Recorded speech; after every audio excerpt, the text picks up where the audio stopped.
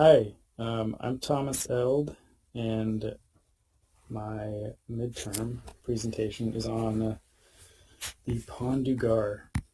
Um, why I chose the Pont du Gard, I actually had never heard about it, so kind of wanted to learn more about it. Just the fact alone that it's stood for nearly 2,000 years is pretty impressive, and yeah, I want to go into engineering, so it being a bridge and an aqueduct was also intriguing to me. Yeah, so let's get into it. The Pont du Gard was built in 19 BCE, taking nearly 15 years to complete, and the inception of the Pont du Gard is often credited to Marcus Vespasianus Agrippa, who was the son-in-law to Augustus Caesar, and an aide to him as well.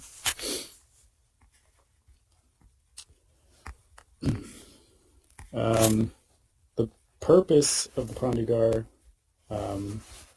was to transport water from a spring in Uzes to the town of Nîmes.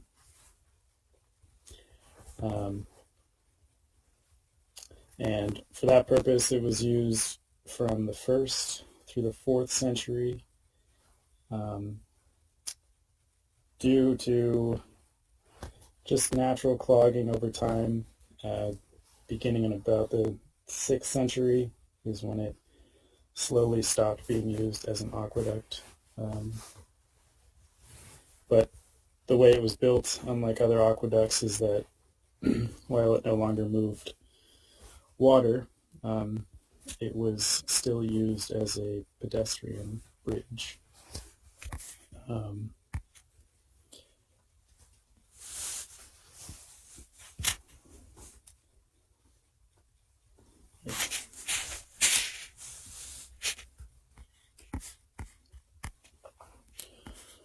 So the builders of the Pont du Gard, very skilled at the time. The Romans had access to many different construction methods. In this case, it was built, as you can see, it looks like 3 bridges stacked on top of each other. And the use of arches was intentional due to the fact that building with arches, they can span a greater distance, and it also allows for a greater amount of weight to be carried over. In this case, though, when it was built, the stones were actually fairly perfectly cut, and this allowed for no use of mortar. And in the 15 years it took for the construction to be completed, roughly 30 million Shelley limestones were used, and a lot of which were from a quarry, actually, very close by. And all in all, the 3 layers of the Pont du Gard stand about 155 feet. And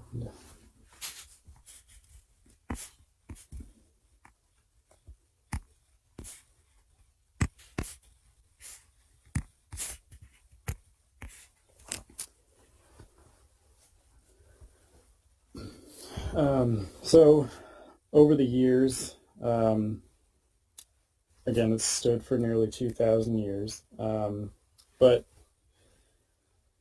it stopped being used as an aqueduct around the 6th century. And in the 1620s, during a war that broke out, Henry, the Duke of Rohan, was trying to transport artillery across, and he had ordered roughly a third of the second row be taken apart in order for carrying supplies across. And this greatly weakened the integrity of the structure, and leading many architects and engineers to deem that the fall of the Pont du Gard was imminent. But in the 1800s, Napoleon III visited the Pont du Gard and was moved to set up a project with a mission to restore the Pont du Gard. In doing so, it was filling in missing and eroded stones, as well as strengthening the structure with concrete that made the Pont du Gard more durable in the years to come. Now it's taken care of and looked after under the French government, and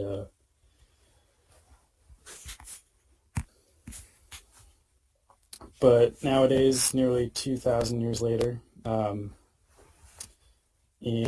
1985, it was added to the UNESCO list of World Heritage Sites, and it has, since becoming a tourist destination in the 1800s, has remained one of the most popular tourist destinations in France. And roughly each year, about 1 million people come to visit and see it.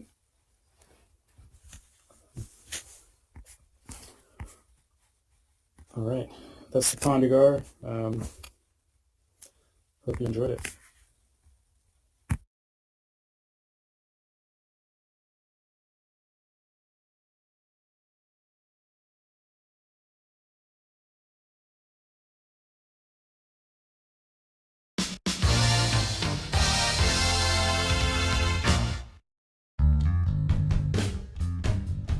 The Pont du Gard is an ancient Roman aqueduct bridge that crosses the Gardon River in southern France. It is part of the Nimes Aqueduct, a 50-kilometer-long structure built by the Romans to carry water from a spring at Uzes to the Roman colony of Nimes. Because the terrain between the 2 points is hilly, the aqueduct took a long, winding route that crossed the gorge of the Gardon, requiring the construction of an aqueduct bridge. Built in the 1st century AD, the Pont du Gard is the highest of all Roman aqueduct bridges and is the best preserved. The bridge has 3 tiers of arches, standing 48.8 meters high. The whole aqueduct descends in height by only 17 meters over its entire length, while the bridge descends by a mere 2.5 centimeters, which is indicative of the great precision that Roman engineers were able to achieve using only simple technology. The aqueduct formerly carried an estimated 200,000 cubic meters of water a day to the fountains, baths, and homes of the citizens of Nimes. It continued to be used possibly until the 6th century, with some parts used for significantly longer, but lack of maintenance after the 4th century meant that it became increasingly clogged by mineral deposits and debris that eventually choked off the flow of water. After the collapse of the Roman Empire and the aqueduct's fall into disuse, the Pont du Gard remained largely intact due to the importance of its secondary function as a toll bridge.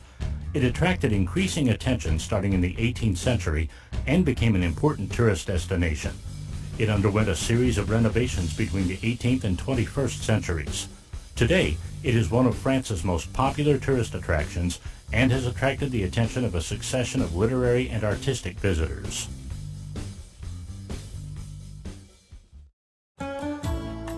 Thanks for watching this episode of VideoVoyage.tv. If you have any questions about this destination, feel free to ask in the comments section.